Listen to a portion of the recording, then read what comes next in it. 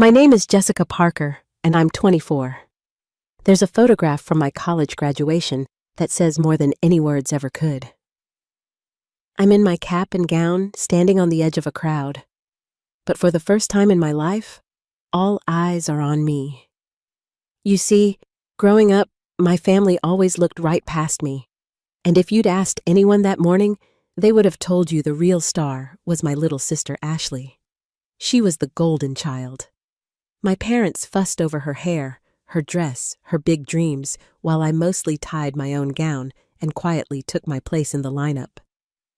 I remember the buzz in the auditorium, the way my mother kept checking her phone for Ashley's updates, my father aiming the camera only at her. I had practiced smiling for pictures I never appeared in them. It's strange how you get used to being invisible even in your own family. Most days, I told myself I didn't mind. I convinced myself it didn't hurt, and maybe it wouldn't have, except on days like graduation when it was impossible to pretend. But everything changed in a heartbeat. That day when my name echoed over the loudspeaker, something in the air shifted. I saw my parents' faces freeze. Ashley looked up surprised, as if suddenly noticing her sister standing right there on stage. That moment didn't just mark the end of my time at Summit Valley University. It marked the beginning of something I'd waited my whole life to feel. Have you ever felt invisible even to the people who are supposed to know you best? Have you ever wondered what it would take for your family to finally see you, really see you? I'd love to know if my story sounds anything like yours. Drop a comment if you've ever felt overlooked, or if you're still waiting for your moment to shine. Maybe like me, you'll realize that sometimes the moment you're finally seen is the one you create for yourself. I grew up in a quiet neighborhood just outside Columbus, Ohio. Both of my parents were public school teachers. To the world, we were the picture of middle-class security, the kind of family that put up decorations for every holiday and hosted barbecues in the summer.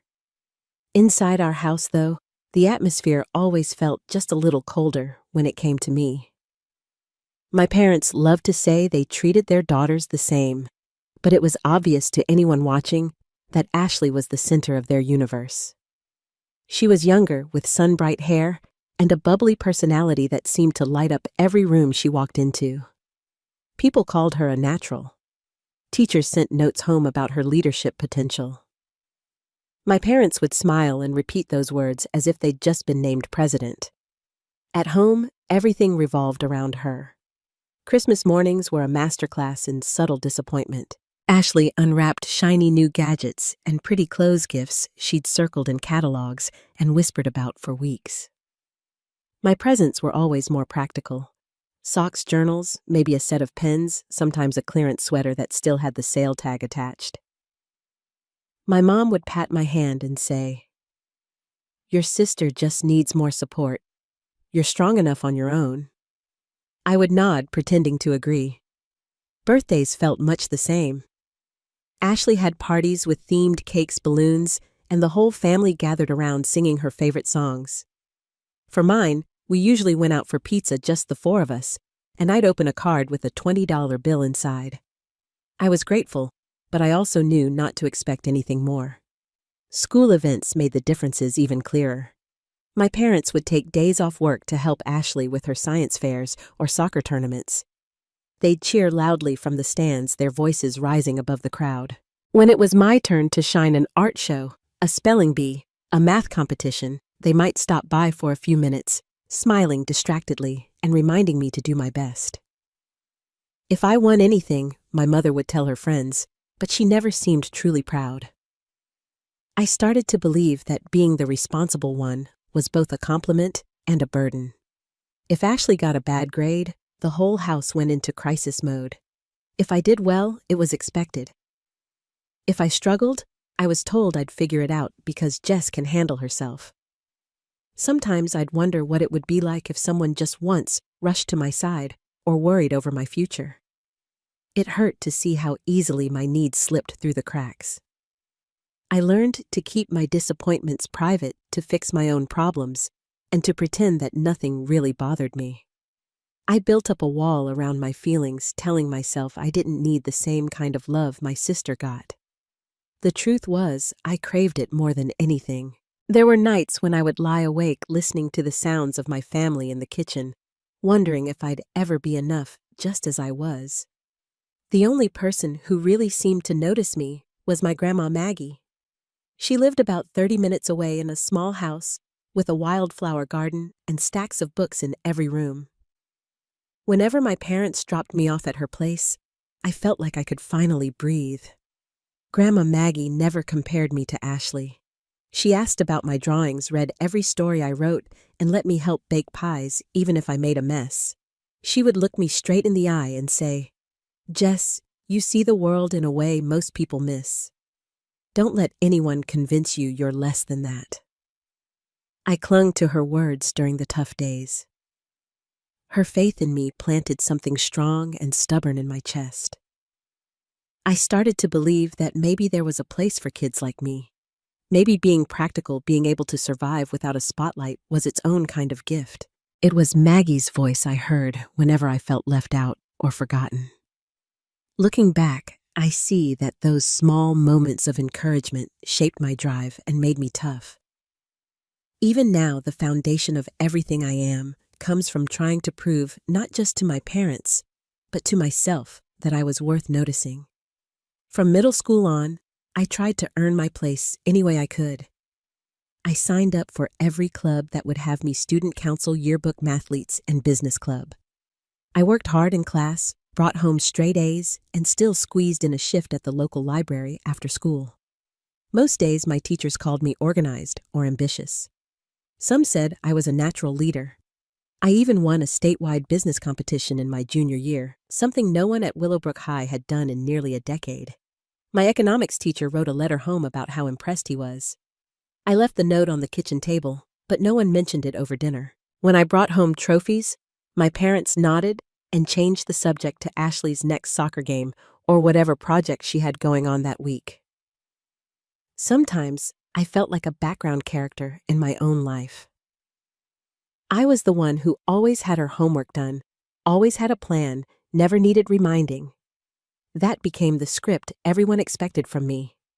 If Ashley forgot her gym clothes, the whole house scrambled to find a clean pair. If I needed help, I'd usually just figure it out or do without. I started to realize that no matter how well I did, I would never be the star. Even when I wanted to shout, "Look at me," the words died in my throat. The big test came senior year. Ashley and I, thought 2 years apart in age, ended up applying to college in the same fall since she'd skipped a grade. We both had our hearts set on Summit Valley University, known for its business and science programs. I remember the day the acceptance letters came in. I could barely breathe as I opened my envelope at the dinner table. I got in. I announced, my voice shaking with hope. My mom smiled and told me to help set the table. Then Ashley came running in, waving her own letter. She screamed, my parents jumped from their seats, and suddenly, it was a celebration champagne takeout from Ashley's favorite restaurant calls to every relative. I sat there holding my letter, invisible as ever. A few nights later, we had what would become the most important family dinner of my life. My dad folded his hands and looked straight at Ashley. "We're saving the college fund for Ashley. You'll find a way, you always do." My heart dropped, but I managed to ask, "What about me?" My mother reached across the table and squeezed my fingers. "You're independent, Jessica. You can handle it." That moment burned so deeply that I can still hear her voice now. I ate the rest of my meal in silence, tasting disappointment with every bite. Ashley was quiet too, glancing at me, maybe sensing how unfair it all was, but not knowing what to say. When dessert came out, a cake decorated in blue and gold for Summit Valley, my name wasn't written anywhere. It was all for Ashley. I smiled for the family photo and kept my hurt tucked away. Afterward, I did the dishes alone while everyone planned Ashley's dorm shopping trip.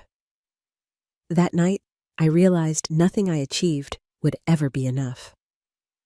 My dreams felt like leftovers, whatever was left after Ashley got her fill. That was the first time I let myself think maybe I wasn't going to be the dependable daughter anymore. Maybe it was time to fight for myself, not for their approval. The seeds of independence took root in that moment of heartbreak, setting the stage for everything that came next. That night, I waited until everyone was asleep before I let myself cry. I curled up on my bed and tried to muffle the sound, but years of holding it all in came pouring out. The disappointment stung so badly I could hardly breathe, and for the first time, I let myself feel how alone I really was in my own family. By morning, my eyes were swollen, but my mind felt oddly clear. I packed an overnight bag and drove out to Grandma Maggie's house without calling first. Her place was always quiet, the air smelling faintly of lemon and old books. She answered the door in her favorite blue cardigan, and I didn't even have to say a word before she wrapped me in her arms. I broke down all over again, the words tumbling out in a flood. I told her everything, the dinner, the college fund, how I felt like an afterthought in every room. Grandma Maggie listened without interrupting. She squeezed my hands tightly and let me cry until I had nothing left. When I finally looked up, she brushed my hair back and said softly, "The world needs your light, Jess, even when your own family refuses to see it. Don't let their small vision make you believe you are small." For the first time in days, I felt my heart steady. Her belief in me felt so real that it made up for everything I hadn't heard at home. She poured us tea and told me about the tough choices she'd faced when she was young. How sometimes being overlooked just meant you got to surprise people later. Her kitchen was filled with sunlight, and I started to believe that maybe she was right. I might not have the safety net my parents gave Ashley, but I had something else, grit, and someone in my corner who truly saw me. By the time I left, a small seed of hope had settled in my chest, quiet but strong. I promised myself I'd find a way forward, even if I had to do it all alone. I made up my mind the morning after visiting Grandma Maggie. If my family didn't help, I'd do it myself. I filled out every scholarship application I could find, sometimes staying up past midnight, searching for obscure ones that only asked for a 300-word essay and a little bit of hope. When my acceptance from Summit Valley became official, I accepted 2 part-time jobs, one as a barista at the campus cafe, the other shelving books at the university library. The hours were brutal, but every paycheck felt like a small win. My living situation was nothing like Ashley's. While she toured the campus with our parents, picking out her private dorm, and buying matching bedding sets, I was squinting at online classifieds looking for anything affordable near campus. I ended up in a cramped apartment with 3 strangers. The place was run down, the heat barely worked, and our kitchen was a parade of dollar ramen and instant oatmeal. I packed my clothes in 2 thrifted suitcases that barely zipped. Most of what I owned came from yard sales or hand-me-downs from Grandma Maggie. I learned how to stretch a dollar better than most people stretch the truth. I got used to walking to class at 5 in the morning. The city still dark and quiet, my breath visible in the cold air. I kept a thermos of coffee in my backpack and sometimes skipped lunch to save money. On weekends, I worked double shifts at the cafe. If I were lucky, I'd get leftover pastries to take home, which meant breakfast for the week. When the bills piled up, I reminded myself how far I'd already come. Meanwhile, Ashley posted photos from football games, brunches, and weekends at the lake. She had a meal plan, new clothes, and a car her friends envied. Our lives couldn't have looked more different. Sometimes I laughed at the absurdity of it all.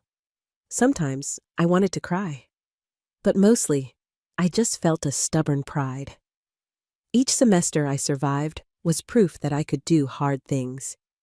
Every time I fixed a broken appliance with duct tape or found a new scholarship, I reminded myself that I was building something no one could take from me. I wasn't waiting to be rescued anymore. I was creating my own safety net one day at a time. If you've ever had to hustle for every inch of progress, you know that kind of satisfaction. It's not easy, but it's real. And in a strange way, I wouldn't trade it for anything. My first year at Summit Valley was a blur of exhaustion and deadlines. I took the maximum class load every semester, refusing to let my grades slip. Most mornings started before sunrise, with me shuffling through lecture notes while making coffee for groggy students at the campus cafe. After work, I'd sprint across campus for my first class, then stay late at the library shelving books and squeezing in homework between shifts. My planner was a lifeline every hour scheduled to the minute. Sometimes, by the time I got home, I was so tired I'd fall asleep fully dressed on my unmade bed. If I ever started to wonder why I was putting myself through all this, a quick glance at Ashley's social media answered the question. She was always at a new restaurant driving to the mountains for a weekend getaway, or laughing with friends on sunny lawns. My meals were mostly pasta or peanut butter sandwiches, and if I bought a coffee at the student union, it was a rare treat. She complained about early classes while I counted down the hours of sleep I could grab before another double shift.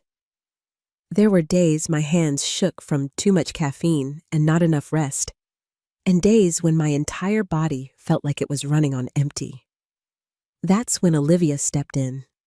She was one of my roommates, a transfer student from New Mexico, with a soft voice and a wicked sense of humor. Olivia noticed right away that I was always the last to eat and the first to leave. One night, she knocked on my door with a bowl of homemade chili, saying, "You look like you could use some real food." After that, it became our routine to share meals when we could and talk about anything except school or money. Olivia taught me what it meant to have a chosen family. She celebrated my little wins, like passing a tough exam or earning a small scholarship with a homemade cupcake or a goofy dance in our kitchen. The friendship changed something inside me. I realized that family wasn't just blood or tradition. It was the people who saw you struggling and reached out anyway. When the days got long and I wanted to give up, I'd remember Olivia's encouragement and Grandma Maggie's advice. Sometimes, I called my grandma just to hear her voice. She'd remind me, "You're doing more than just surviving, Jess. You're building a future no one else could imagine." That reminder became my anchor. Still, there were weeks I felt like I was barely hanging on. Final season brought all-nighters and a constant ache behind my eyes. My roommates heard me crying in the shower once and never brought it up. Instead, they started leaving little notes of encouragement taped to my door.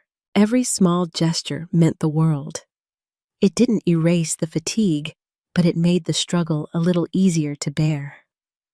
Looking back, I don't know how I kept going. I just did one day at a time because the alternative was giving up on myself. The challenges never really stopped, but neither did I. The harder it got, the more I proved to myself that I was made for more than anyone had ever given me credit for. Maybe that's what real perseverance looks like. Not some grand gesture, but 1,000 small decisions to keep moving no matter what. Little by little, things began to change for me. The first time I won a scholarship, just $200 from a local civic group, I almost cried reading the acceptance letter. It wasn't a fortune, but it felt like someone somewhere believed in me. I used the money for textbooks, and it motivated me to apply for more. The next semester, I was chosen as a teaching assistant for Mr. Anderson, the business professor, known for never missing a detail. He told me he'd noticed my work ethic and drive, and that he wanted me on his research team. Working with Mr. Anderson opened new doors. I learned to analyze data, present ideas in front of a crowd, and organize projects from the ground up.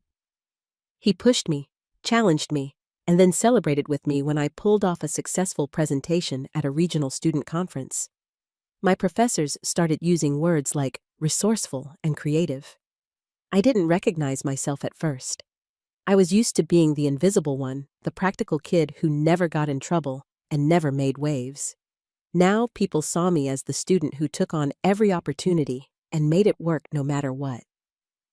Those skills gave me a wild idea during my junior year. I saw how overwhelmed some of the local businesses were with keeping up their social media or managing online orders. I started offering digital consulting, just small things at first, like setting up a website or making flyers. Word spread, and before long, I was juggling a few regular clients. Every invoice I sent was proof that I could build something real out of nothing but effort. It boosted my confidence more than any grade ever had. I felt like my own person for the first time. As my life filled with these small wins, the people around me noticed. My roommates came to me for advice on budgeting and job hunting. Freshmen in the business program asked me how to get involved on campus. Even teachers sent struggling students my way. It was surreal the day Mr. Anderson said, "Jess, you know you're a role model around here now, right?" The words didn't quite fit at first, but I grew into them. They were a better reward than any trophy. Meanwhile, Ashley's world started to look different too. She still had her circle of friends and her busy schedule, but she paid closer attention to what I was doing. She asked me about my business and how I managed it all. I could see a shift in her eyes, sometimes envy, sometimes respect. For once, I was someone she looked up to, not just her reliable backup. That realization filled me with a quiet pride. Looking back, none of these victories came easily, but each one stacked on top of the last. My story became living proof that sometimes the slow, steady wins matter most. It's not about sudden success or overnight talent. It's about persistence and finding people who believe in you until you finally believe in yourself. And when that happens, your world gets bigger, and so does your heart. Ashley's last semester hit her harder than anyone expected. Classes grew tougher, and for the first time, her natural charm and easy confidence weren't enough to get by. She failed a midterm, missed a project deadline, and suddenly, the girl who had always seemed untouchable was calling me in tears. At first, I didn't know what to say. I'd spent years holding on to the hurt of being second place in my own family, so it was strange to have Ashley reaching out asking for advice. Our parents were panicking, sending frantic texts, and hoping I could fix things for her. I drove over to Ashley's dorm that night, not really sure how it would go. She looked smaller than I remembered, her eyes red from crying. She admitted she felt lost and didn't know how to start over after failing. Sitting across from her, I realized how different our journeys had been. I told her about the nights I'd cried alone, the jobs I'd juggled, the silent battles she never saw. Instead of feeling resentful, I felt something softer, almost protective. We spent hours going over her assignments and building a plan for the rest of the semester. I shared my tricks for managing stress and breaking big problems into smaller steps. Ashley listened closely, asking real questions for the first time. I saw her start to understand how hard it was to keep going when things fall apart. I didn't lecture her or gloat. I just helped, and she took each bit of advice seriously. For the first time, we worked together as equals. Our parents called to check in, their voices anxious and uncertain. I could hear the fear behind their words, fear that their golden child might stumble for good. But Ashley slowly got back on her feet. She started turning in assignments on time and even brought her grades up by finals week. She thanked me every chance she got, saying she couldn't have done it alone. Something changed between us. She started coming to me for help with other things even outside of school. It felt strange at first to be needed. For so long I had watched her get all the attention and support I craved. But now being the one she relied on made me see how much I'd grown. My resentment started to fade, replaced by a new sense of responsibility. I realized forgiveness was not about forgetting the past, but choosing to move forward. Ashley looked at me differently now. There was respect in her eyes, and sometimes I even caught a glimmer of pride. Those weeks taught us both what it means to fail and to rise again. Our relationship was no longer just about who got more or less. It was about understanding each other's struggles and finding common ground. For the first time, I saw Ashley as more than just my competition. She was my sister, and together we were stronger. As graduation approached, I knew our family dynamic had changed forever. The roles we played growing up were finally shifting, setting the stage for something new. The auditorium was packed the morning of graduation, sunlight pouring in through tall windows and everyone dressed in their best. My family sat together near the front, my parents pressed and expectant Ashley quiet by their side, and Grandma Maggie's hands folded tightly in her lap. I could feel their eyes on me as I walked to my seat, nerves and excitement tangled up in my chest. The speeches rolled on, but I barely heard a word until the dean started reading out special recognitions. He called my name first, his voice booming across the hall, and I stood as he described my 4 years of straight A's, 2 jobs, and a growing business that served half the town. People turned to look. The dean shared how I'd worked my way through school alone, how my journey had inspired others. Jessica Parker has not only excelled academically, but she's lifted up fellow students and local businesses, he said, all without a dime of family support. There was a pause, a hush, as those words hung in the air. I saw my parents freeze their faces, a mix of shock and disbelief. For once, the whole story was out in the open. Ashley's eyes filled with tears.